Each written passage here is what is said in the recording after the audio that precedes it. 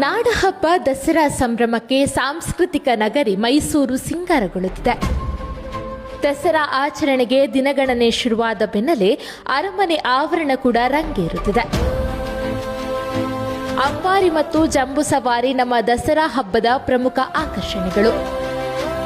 ಈ ಜಂಬೂ ಸವಾರಿಯ ಕೇಂದ್ರ ಬಿಂದುವಾಗಿರುವ ಗಜಪಡೆ ಈಗಾಗಲೇ ದುಬಾರೆ, ಬಳ್ಳೆ ಹಾಗೂ ಮತ್ತಿಗೋಡು ಆನೆ ಶಿಬಿರಗಳಿಂದ ಸಾಗಿ ಮೈಸೂರು ತಲುಪಿದೆ. ಅರಮನೆಯ ಆವರಣದ ಬದಿಯಲ್ಲಿ ಗಜಪಡೆಗಾಗಿ ವಿಶಾಲವಾದ ಬಿಡಾರವನ್ನು ಹೂಡಲಾಗಿದೆ.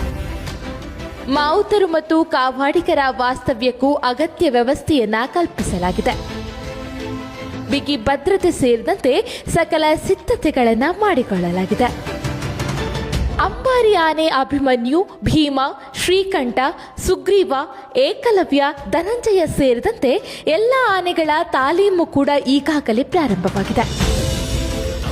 ದಸರಾ ಆಚರಣೆಯ ದಿನದಂದು ಆನೆಗಳು ಅಂಬಾರಿ ಹೊತ್ತು ಜಂಬೂ ಸವಾರಿ ಸಾಗುವ ಮಾರ್ಗದಲ್ಲಿ ಪ್ರತಿದಿನ ಬೆಳಗ್ಗೆ ಮತ್ತು ಸಂಜೆ ಗಜಪಡೆ ತಾಲೀಮು ನಡೆಸುತ್ತಿದೆ. ಅರಮನೆಯ ಆವರಣದಿಂದ ಶುರುವಾಗುವ ಗಜಪಡೆಯ ನಡೆಗೆ ಬನ್ನಿ ಮಂಟಪದವರೆಗೆ ಸಾಗುತ್ತದೆ. ಈ ಮಾರ್ಗದುದ್ದಕ್ಕೂ ಪೊಲೀಸ್ ಹಾಗೂ ಅರಣ್ಯ ಇಲಾಖೆಯ ಸಿಬ್ಬಂದಿ ಹೆಜ್ಜೆ ಹೆಜ್ಜೆಗೂ ಗಜಪಡೆಗೆ ಭದ್ರತೆಯನ್ನ ಒದಗಿಸುತ್ತಿದ್ದಾರೆ. ಈ ತಾಲೀಮಿನಲ್ಲಿ ಅಂಬಾರಿ ಆನೆಗಳಿಗೆ ಅಶ್ವದಳ ಕೂಡ ಸಾಥ್ ನೀಡುತ್ತಿದೆ. ಗಜಪಡೆ ಮತ್ತು ಅಶ್ವದಳದ ಈ ಚಂದದ ತಾಲೀಮು ನೋಡಲು ದಾರಿಯುದ್ದಕ್ಕೂ ಪ್ರತಿದಿನ ಸಾವಿರಾರು ಮಂದಿ ಕಿಕ್ಕಿರಿದು ನಿಂತಿರುತ್ತಾರೆ ಎಂಬುದೇ ವಿಶೇಷ. ಅಂಬಾರಿ ಹೊರುವ ಆನೆಗೆ ತೂಕದ ತಾಲೀಮು ಕೂಡ ಶುರುವಾಗಿದೆ. ಆನೆಯ ಬೆನ್ನ ಮೇಲೆ 200 ಕೆಜಿ ತೂಕದ ನಾಬ್ದ ಗಾದಿಯನ್ನ ಹಾಸಿ ಅದರ ಮೇಲೆ ಕಬ್ಬಿಣದ ತೊಟ್ಟಿಲನ್ನಿಟ್ಟು ಚಾಪು ಹಗ್ಗಗಳಿಂದ ಬಿಗಿಯಲಾಗುತ್ತದೆ. ಆ ತೊಟ್ಟಿಲಿನೊಳಗೆ ಮರಳಿನ ಮೂಟೆಗಳನ್ನು ಇರಿಸಿ ಹಂತ ಹಂತವಾಗಿ ತೂಕ ಹೆಚ್ಚಿಸುತ್ತಾ ಆನೆಗಳಿಗೆ ಭಾರ ಹೊರುವ ತಾಲೀಮು ನಡೆಸಲಾಗುತ್ತದೆ. ಬಿಡಾರದಲ್ಲಿ ಆನೆಗಳ ದೈನಂದಿನ ಆಹಾರಕ್ಕಾಗಿ ಎಲ್ಲಾ ರೀತಿಯ ವ್ಯವಸ್ಥೆಗಳನ್ನು ಅಚ್ಚುಕಟ್ಟಾಗಿ ಮಾಡಿಕೊಳ್ಳಲಾಗಿದೆ. ತಾಲೀಮಿನ ಬಳಿಕ ಸರದಿಯಾಗಿ ಆನೆಗಳ ಮೈ ತೊಳೆಯುವ ಮಾವುತರು ಭತ್ತವನ್ನ ಒಣಹುಲ್ಲಿನ ಜೊತೆ ಬೆರೆಸಿ ಆನೆಗಳಿಗೆ ಉಂಡೆ ಕಟ್ಟಿಕೊಡುತ್ತಾರೆ.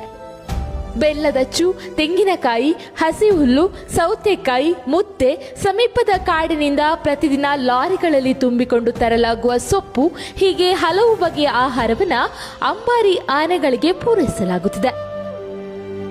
ಜೊತೆಗೆ ಅವುಗಳ ಆರೋಗ್ಯದ ಬಗ್ಗೆಯೂ ಅಷ್ಟೇ ಕಾಳಜಿ ವಹಿಸಲಾಗುತ್ತಿದೆ.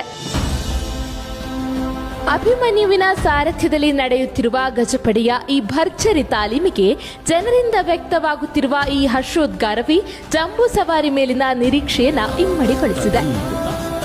ಪ್ರತಿ ವರ್ಷದಂತೆ ಈ ಬಾರಿಯೂ ನಮ್ಮ ನಾಡ ಹಬ್ಬವನ್ನ ವಿಜೃಂಭಣೆಯಿಂದ ಆಚರಿಸುವ, ನಾಡ ಸಂಸ್ಕೃತಿಯನ್ನ ಜಗದಗಲಕ್ಕೆ ಪಸರಿಸುವ ಸಂಕಲ್ಪ ನಮ್ಮದು.